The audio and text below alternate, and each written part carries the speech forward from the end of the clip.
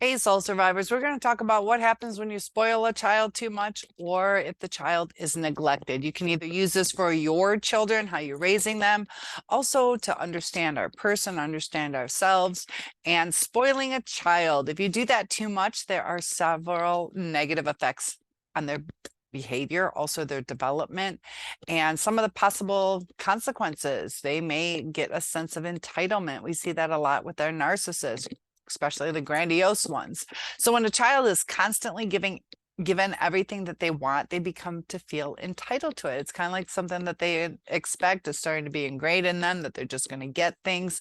And this can lead to a lack of gratitude and also a lack of understanding on the value of the hard work that goes into getting things and earning the money to get what you want and how to go about that. Impulsivity. A spoiled child may have difficulty controlling their desires, their impulses. A lot of times with our narcissists, we see impulsivity. The child may react where they expect immediate gratification and become frustrated or angry when they don't get what they want. So the third one is a lack of resilience. Spoiled children may have difficulty dealing with disappointment or failure. They may not have developed the skills to cope with setbacks. And they also have challenges because they have always had to have things handed to them. It's not like they earned them, they just got it. And they start to become accustomed to that. They can also have poor social skills. Children who are constantly indulged may struggle with social skills such as sharing, taking turns, respecting other boundaries, and they may have difficulty making friends and forming healthy relationships. Poor academic performance is another one where the children become so spoiled that they may not develop the discipline and work ethic required to succeed academically. They may struggle to focus on tasks that don't immediately interest them or require effort. Sixth one that we have are financial difficulties. You see, a lot of this stuff happens in narcissism. So I know sometimes narcissists are made when one child spoils the child too much and the other neglects it, but even just overindulging a child can cause this kind of outcome. So when they're spoiled too much, it leads to financial difficulties for the parents, the guardians, and if the child is used to getting everything they want, they may continue to expect this as they get older and become independent, leading to financial problems in the future. They don't know the value of money. They don't know how hard it is to get it. And a lot of times it's just easier for them to mooch. That's why some narcissists will couch hop, as they call it, just finding a place to stay. So we do need to remember that it's important to provide love and attention, and children do have material needs, but they also need boundaries. Boundaries are important. Routine, structure, and guidance will help them to grow into responsible adults. But what happens when a child's neglected? There's got to be a balance somewhere. So when they're neglected, they can have physical health problems. These neglected children can have things such as poor hygiene, malnutrition, even a lack of medical care can lead to more problems, dental hygiene. This can cause physical problems such as stunted growth, or their immune system may become weakened, and they can also have developmental delays. I did a video on that orphan who was neglected, and you just see the brain matter is missing. It can really affect the brain. The neurotransmitters and neurons aren't connecting. It's really hard for them to concentrate. Emotional and behavioral problems. The neglected child, they can experience a lot of feelings of worthlessness, often struggle with low self-esteem, and also anxiety. They may have difficulty regulating these emotions and also their behavior. So in turn, this will lead to outbursts and possibly even withdrawal, to where they're not interacting with others. They can have cognitive delays where their brain's not working, they're not correctly, and they're not thriving like they should in cognition. Neglected children, they can have those delays due to lack of stimulation or even interaction and education. So this will be a result of the abuse or neglect, and it can cause difficulties with learning, memory, and also problem solving. So With all this, they can also have social problems. Neglected children often have difficulty forming healthy relationships, and they can struggle with the social skills such as, here we see again, empathy, communication, trust. And this can lead to difficulties making friends and maintaining relationships.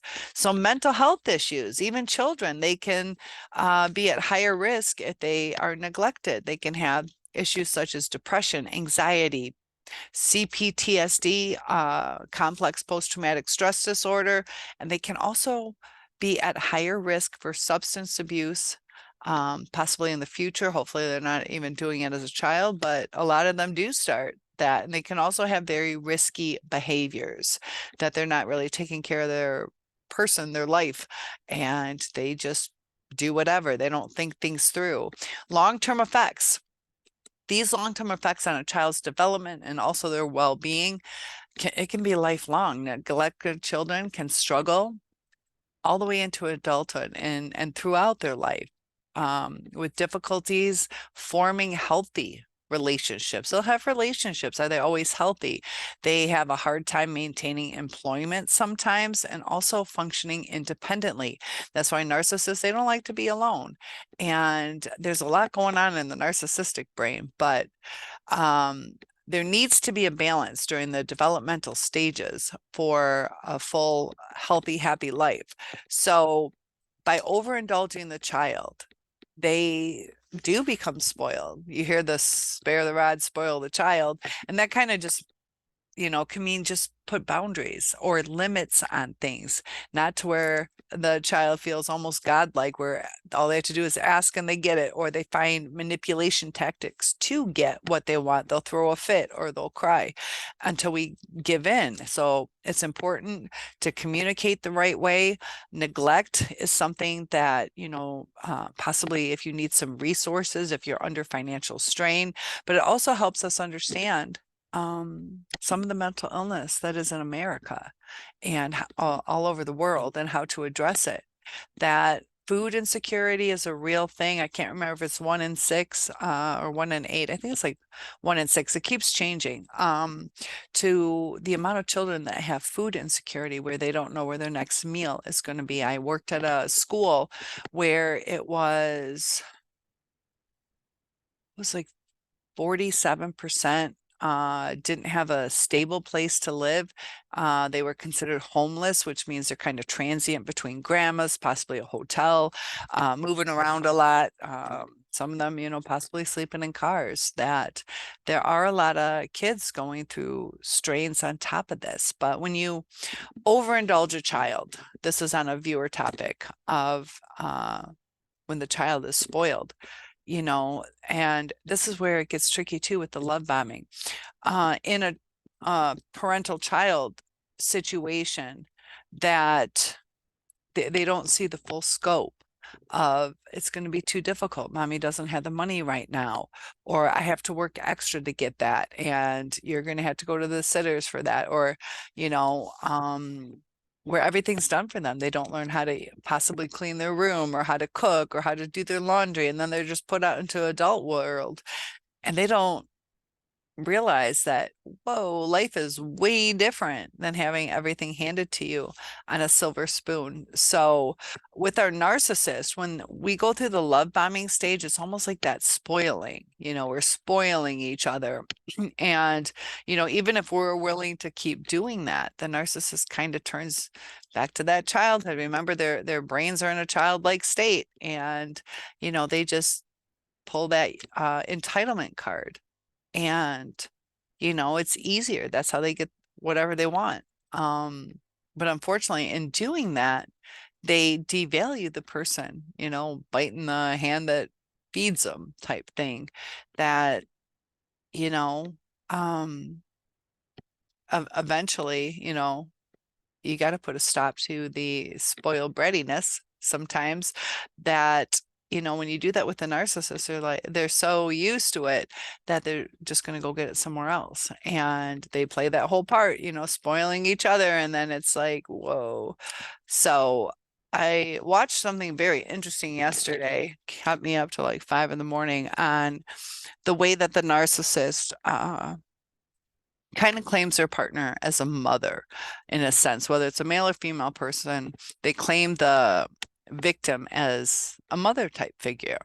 And then since the state of growth that they were in, when they didn't develop appropriately, that they had this need to discard the mother. Just like, you know, when we're teenagers, we're getting ready to go off into adulthood, that there's that transition.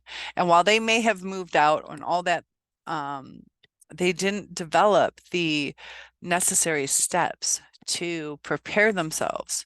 And it's almost like they need that discard, that break, that learning lesson, that set free type thing from mother or your parents as you move on to adulthood. It's fascinating how the mind works. It is affected by every little thing, and it's real hard to get the right balance. And I noticed times are changing now, you know, how many people are discarding people left and right now. And we're almost at a point where everybody's hurt and nobody's able to help, or the ones that are able to help are just utilized to the utmost, that they're exhausted, and then they're going to have some traumas from that. So find a healthy balance. Let me know what things I can help you with.